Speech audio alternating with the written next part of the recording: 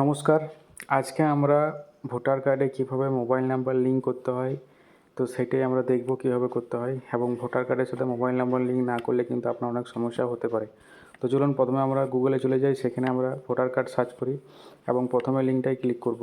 লিঙ্কটা ক্লিক করার পর দেখুন একটা পেজ খুলে যাচ্ছে। পেজ খোলার পর কিন্তু আমাদেরকে লগ ইন করতে হবে। লগ ইন না থাকলে লগ ইন করতে গেলে আপনাকে যে কোনো একটা মোবাইল নাম্বার আপনার দিলেই হবে। মোবাইল নাম্বার দিয়ে দেবেন এবং নিচে ক্যাপচা দিয়ে পরে একটা ওটিপি আসবে, ওই ওটিপিটা বসিয়ে দেবেন। ওটিপিটা বসানো হয়ে গেলে কিন্তু পরের পেজে চলে যাব।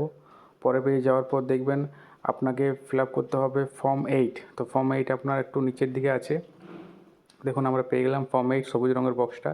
সেই ফর্ম 8-এ আমরা ক্লিক করে দেবো। ফর্ম 8-এ ক্লিক করার সাথে সাথে একটা আপনার এপিক নাম্বার দিতে হবে। এপিক নাম্বার দেওয়ার পর সাবমিট করতে হবে, মানে যে ভোটার কার্ডের সাথে আপনি মোবাইল নাম্বার লিঙ্ক করতে চান।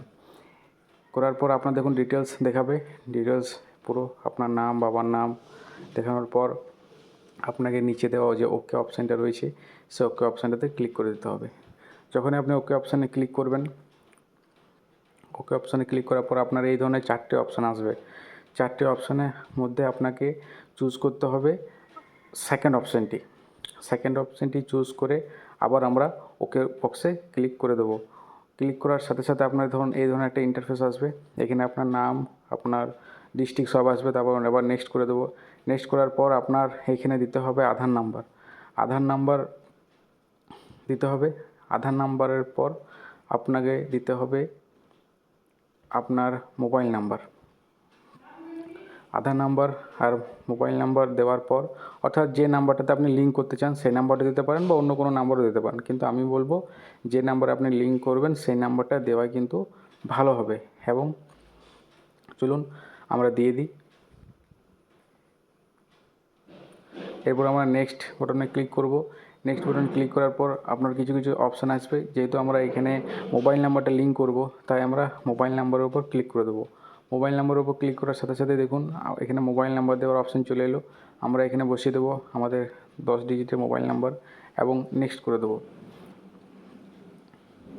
যখনই আমরা নেক্সট করব, আপনাকে প্লেস দিতে হবে যে আপনি কোথা থেকে ফর্মটা ফিল আপ করছেন। আপনি আপনার শহর বা গ্রামের নামটা দিয়ে দেবেন। দেওয়ার পর আবার নেক্সট করবেন।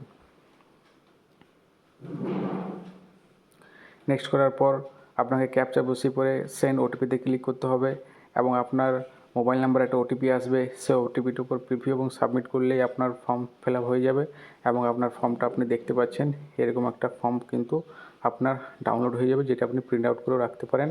এবং নিচের দিকে একটা সাইন আপ সাবমিট, এই সাইন আপ সাবমিট করার পরেই কিন্তু আপনার কিছুক্ষণ টাইম নেওয়ার পরে ওটা সাবমিট হয়ে যাবে। এবং এখানে আরেকটা পেজ হবে যেখানে আপনাকে আধার নাম্বারটা আপনার বসাতে হবে। আধার নাম্বারে ওটিপি রিসেন্ড করার পর ওটিপি চলে আসবে এবং ওটিপি চলে আসার পর সাবমিট করে দিতে হবে। সাবমিট করার পর কিছুক্ষণ টাইম নেবে এবং টাইম নেওয়ার পর আপনার দেখতে পাবেন আপনার স্ক্রিনের ওপর একটা বড় একটা সংখ্যা কিন্তু আপনার দেখাবে এবং আপনি ডাউনলোড অ্যাকনোলেজমেন্টও করতে পারেন। ওটা ডাউনলোড হয়ে যাবে। আর একটা আপনার এই যে একটা নাম্বারটা কিন্তু আপনার কাজে লাগবে। এরপর আমরা কি করব, ট্র্যাক অ্যাপ্লিকেশনে ক্লিক করার পর আমরা যে রেফারেন্স নাম্বারটা আপনাদেরকে দেখলাম বড় মতন, সেইটা রেফারেন্স নাম্বারটা বসাবো এবং বসানোর পর কিন্তু আমাদেরকে সাবমিট অপশানে ক্লিক করলেই আপনি দেখতে পাবেন যে এনরোল আপডেট, এই লেখাটা এলেই কিন্তু আপনি বুঝে যাবেন যে আপনার এটা হয়ে গেছে। সাধারণত 5 থেকে 10 মিনিট লাগবে বা খুব জোর 1 থেকে 1.5 ঘন্টা। এরপর আমরা এপিক কার্ডে ডাউনলোড করব। আমার এপিক কার্ডে ডাউনলোড করার জন্য সেখানে আমাকে এন্টার এপিক নাম্বারটা দিয়ে দিতে হবে, আমার ভোটার কার্ডের নাম্বারটা। যখনই আপনার ভোটার কার্ডের নাম্বারটা দেবেন আপনাকে আপনার স্টেট সিলেক্ট করতে হবে। ওয়েস্ট বেঙ্গল সিলেক্ট করে নেবেন। ওয়েস্ট বেঙ্গল সিলেক্ট করার পর সার্চ অপশানে ক্লিক করবেন এবং একটু নিচের দিকে দেখবেন আপনাকে আরেকটা সেন্ড ওটিপিতে ক্লিক করতে হবে। সেন্ড ওটিপিতে ক্লিক করার পর আপনার এন্টার ওটিপি, যেটা ওটিপি আপনার আসে মোবাইল নাম্বারে, সেই ওটিপিটা আপনাকে বসিয়ে দিতে হবে যে নাম্বারের সাথে আপনি লিঙ্ক করলেন।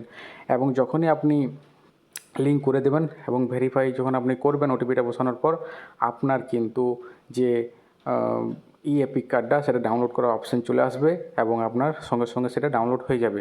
হয়তো যদি আপনার কোথাও কখনও ভোটার কার্ড হারিয়ে যায়, তখন আপনি কিন্তু খুব সহজেই এইভাবে আপনি কিন্তু আপনার ভোটার কার্ডটি ডাউনলোড করে নিতে পারেন এবং এটা একটা প্রিন্ট করে আপনি রাখতে পারেন।